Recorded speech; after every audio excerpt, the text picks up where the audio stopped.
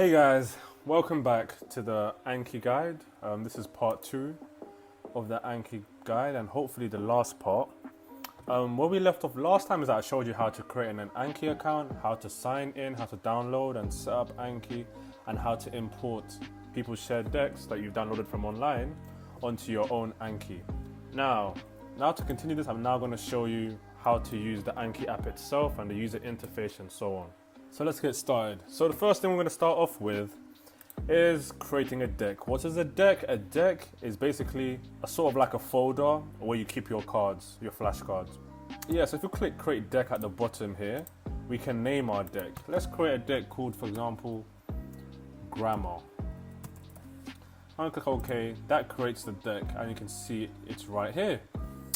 Now, another thing I want to show you is that what you can do with decks is make one deck the sub deck of another. I'll show you what that means just by showing you a few demonstrations. So let's actually create another deck called Japanese. If you click OK, that creates another deck called Japanese where you can put flashcards in. What you can do is that if you grab and hold one deck, for example the grammar deck here, and drag it underneath the Japanese deck, that then puts a plus sign near the Japanese deck, and in the grammar deck, if you click the plus sign, it becomes a sub deck of the Japanese deck, and so on. So what you can do is that if you don't want your Anki homepage like this to be full of lists of different decks and look all messy, what you can do is drag all of these these decks underneath the Japanese deck or one deck that you've created, and then what that does, and then you click the minus sign, it's all clean. And then what it does is that when you click on this, you can then review them all together. When you start to review this deck, it will show you all the flashcards, the Duke flashcards and the Nuke flashcards that are sub decks within this Japanese deck. You'll see what I mean later in this video, but I just wanted to show you that. So now let's move on to settings, right? So if you just move these now, let's move one of these out of here.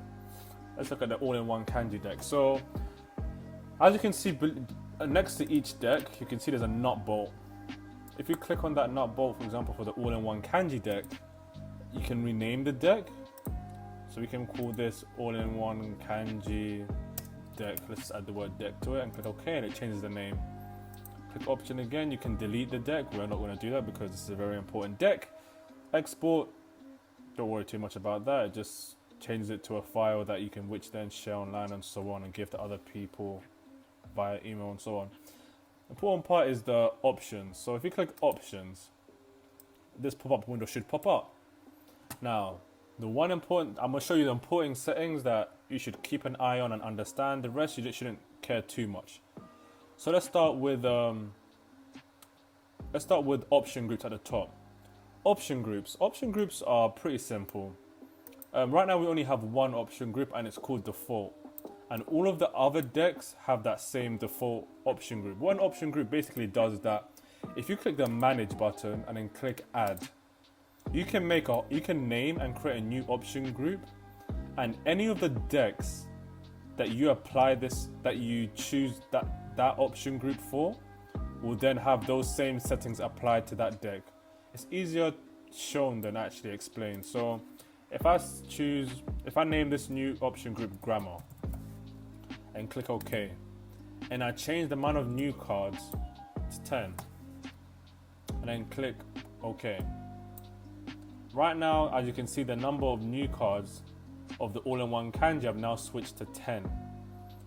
But I can then go to the options of, for example, Kana, click options. Right now it's set to the default option group. But if we click the down menu and we click grammar, you will see that now the amount of new cards have switched to 10. And you click OK, and now you can see it's new cards have switched to 10. Hopefully that makes sense. Now, you'll see the usefulness of that later in future videos, or maybe later in this tutorial. Let's move on. So if you click option, now go to options. Now, let's focus on the most important settings. So we've got a new cards tab. Order is one important settings. This is up to you. It's got two options: show new cards in random order or show new cards in order added. If you've made like 2-3 new flashcards, whatever flashcard you made first, when it comes to you learning it or going for studying your deck, that card will be shown first. If you choose this option, show new cards in order added. It's pretty self-explanatory. It's nothing too hard to understand. And if you click on this, the flashcards will be shown in a random order. I personally would set it to set new cards in order added. Next, we have the amount of new cards shown per day. New cards per day. This is self-explanatory. You choose a number of new cards you want to learn each day. Just note that the more new cards that you set for yourself, so if you set like 20 each day, so that's 20 each day, just know that in the near future, you're going to have quite a lot of flashcards. So the more new cards you set to learn each day, the more due cards you will have in the near future to review. So be careful with that. Depending on the deck, I'll give you recommended settings of how many new cards you should do each day, so don't worry about that. Now go to reviews. Reviews, it says maximum reviews per day. You want to set that to the maximum number, 99999, because you do not want to be missing any of your reviews. You want to make sure that Anki shows you all the reviews that you have to do that day, and you need to get them done. If you set it to like a certain number, like for example 50 review cards a day, if you actually have like 90 and you set it to show only maximum of 50 review cards a day, that means you'll have 40 review cards that it's not showing you, and then those cards will be shown to you tomorrow, and basically they'll just pile up, and you do not want your Anki to pile up. So set this setting to 9999 to the max. It says this option here, bury related reviews until the next day. Make sure it's not text, because you want to review all your cards. That's pretty much it. There's only very few options you really need to understand, which is new cards per day, the review cards today. You should put that onto 999, and that's basically it. And obviously the option groups, you can add and delete option groups, and you click OK. So that's basically this options part. Okay, so one more thing I should let you know about making decks, sub decks of a parent deck. So a parent deck is obviously the deck that you're putting all these other decks underneath of. Any settings that you do to the parent deck, for example this Japanese deck, will basically not override, however it will limit the decks below that. Let me show you an example. So if you click options and you set the amount of new cards you can do per day to 40. So let's add a new deck, a new option group, call it Japanese, because we're applying it to the Japanese deck. And we set that to 40. Okay, type 40. Set it to 40. Amount of new cards. It says 40 here. And if you minimize this, yeah, so it says 40 here. However, underneath it has 20, 40, 60, 80, 82. 82 new cards are being shown in total from all of these sub decks. However, the parent deck is only letting you see 40 of those 82 new due cards. And when you go through those 40 new cards, it won't show you any more. Even though you've set each one of these to give you 20 new cards, you won't see all of them.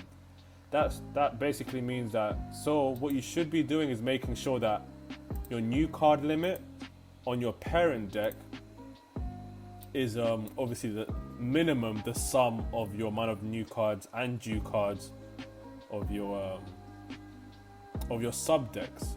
So if you have 82, so you should have minimum new cards per day. If you want to review all of these, you just take the sum of it and 82. Just type in 82. Or just put it on 999, whatever. You want to make sure, the parent deck, you just want to put it on 999 if you want, to make sure you're reviewing all the new cards that you from your sub decks. And then from then, you also want to make sure that the maximum reviews of your parent deck are also set to 999. Click OK, and now it's showing you the true number of new cards that you have from your sub decks in total. See, 82. and so on. So hopefully that makes sense. If you have any questions, put your comments below. So the next part I'm now going to show you is how to add a flashcard, or how to create a flashcard, which you then put into your decks. So let's click the add here. Now, when you open up Anki, it should be set to this. When you click add card, it should have a basic card, front and back. So let's start at the top. It says card type. Whenever you're making flashcards, you wanna, now that I've given you the Japanese flashcard format, whenever you're making Japanese flashcards, choose the flashcard type that is called Japanese read and audio cards. Use this in brackets. Click that and click choose. When you click that, it will now give you all these different fields. And then here it says deck. This basically tells you what deck the flashcard you're going to make is going to. So when we click that, we'll see a list of all of our decks. We want to make a flashcard that goes straight to our grammar deck, for example. Click choose, and there you go. Now it says the expression field is basically where you type your Japanese, whatever your Japanese sentence is. The meaning basically is the field where you type in, either the translation of that sentence and maybe like a dictionary definition of the word you're trying to learn. The reading column, leave that blank. This is where our add-on comes in, the Japanese add-on, and I'll show you what it does. It will autofill when you type in your Japanese sentence. The image URLs part, that is where you put an image maybe associated with the word you're trying to learn, which you can get from Google Images. So let's, for example, make a flashcard that says I like apples. So a simple basic flashcard, watashi wa ringo ga suki desu. See? So watashi wa ringo ga suki desu. Now when we click on the next field, which is meaning, our add-on will auto-fill this reading part. So watch this. Now what this reading part is that it will now add the reading. I'll show you what it does. I'll show you what it does. Anyway, so let's just put I like, on the meaning part we put I like apples. And then we just put the dictionary definition. So for example, if we open up Google, go to our dictionary website, let's type in, what does it, ringo mean? Ringo means apple. You just copy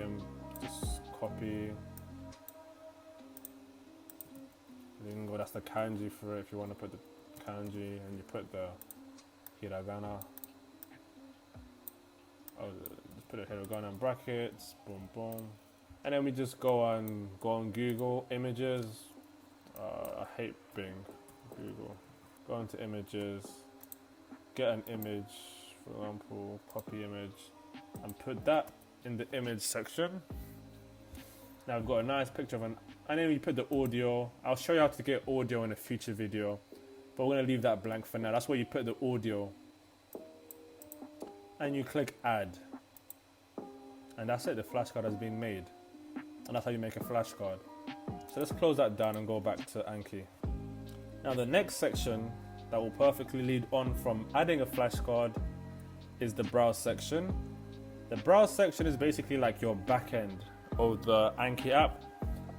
This is where you get to see all your flashcards from all your different decks. At first it will look overwhelming.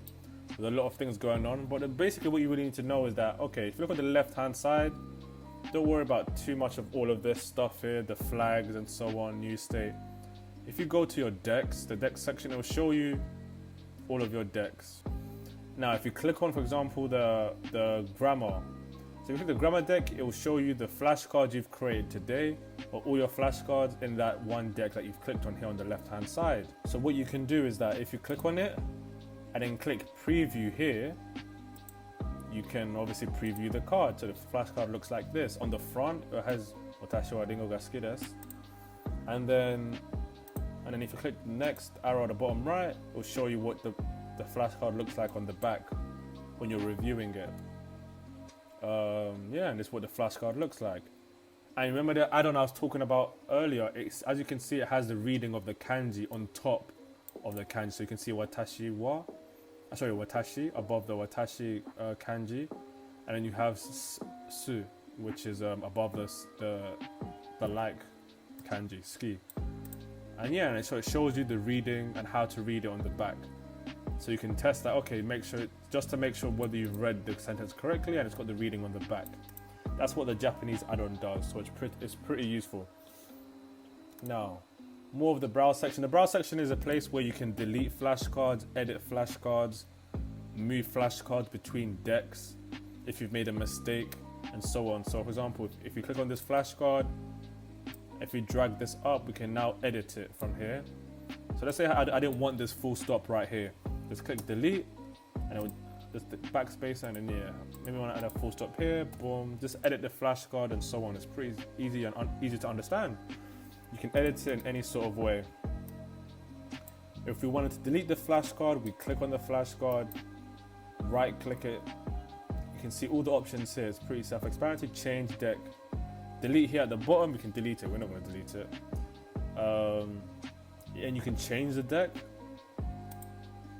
You click change deck, you can now move that flashcard into, for example, another deck. You could then just click on the deck you want and click move cards. Move card, and it will move it to that Japanese deck. So if you go to Japanese deck, you'll see it here. And so on. If you want to see what's inside your chord step series, which you downloaded from online, you can click on that deck and then see all the flashcards that you've downloaded, and you can edit them and so on. You can also preview them, see what they look like by clicking the arrow, clicking next, and so on. So yeah, that's all you should know for now for the browse section. I'll teach you more on how to use the browse section and more about Anki as we advance through the journey in learning Japanese in my future videos. But for now, as beginners, that's all you should really understand of the browse section. Let's close that. We're back to the main page.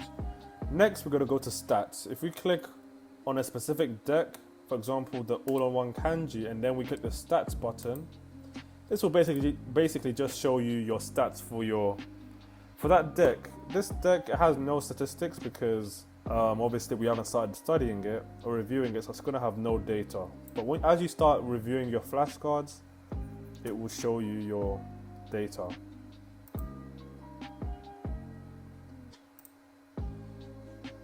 Next, we are going to talk about the synchronize button. The synchronize button, just think of it as a save button. Any change that you make, if you delete a flashcard, if you move a deck, if you do your reviews, when you're making any sort of changes on this app, always make sure you click synchronize. And what synchronize does is that it makes sure that all the changes you've made, it will send them all the way to the Anki sort of like servers, and then make sure that it's saved on your, for example, if you have the Anki mobile phone app, it will make sure that it goes to there, and also will make sure that on Anki Web, the website where you can also do your reviews, will also make the changes there. So always make sure that if you do anything, even if I drag a deck from here to a sub deck, you see it will turn blue. That's telling you that, okay, make sure you click me, and because you just made a change. So make sure you synchronize me. And now it's gone back to black. Now, when it comes to actually studying your flashcard, which is the most important thing, it's pretty simple. You see the deck you want to study from, you click on it and click study now. It shows you the amount of new cards you have due, the amount of learning, and the amount to review. So if you click study now, so this deck, it gives you, this one has sound. This is the core step. I hit sore, which means that. You click space or whatever, or show answer at the bottom. And then depending on how hard or easy you found this flashcard, you click again, it will come back in 1 minute. If you click hard, it will come back in 6 minutes. If you click good, it will come back in 10 minutes. And if you found it really, really easy, it will come back in 4 days. So this card, I found it pretty easy, so I'm gonna click easy. それはとってもいい話だ. それはとってもいい話だ. That's a very good story. That's a really nice story. I found it easy. You click easy again. As you can see, the number at the bottom, you can see there's 18 new cards left, which is blue. The amount of green cards shows me my due cards. We have no due cards today because we've just started this deck. The next flashcard, it says miru, which means to look, and so on. It's showing you words to start off with. But it will also give you sentences to go along with those words. I like looking at art or pictures or images. I like looking at pictures, see? Let's put good just for the sake. If you click good, you can see the number 1 here in the learning part. The orange number, the learning, has gone up by 1. What's this? And this is like circle. Yep, click good. Write a big circle over there. And so on. And that's how you review your flashcards until you get them down. See, now we have 15 left.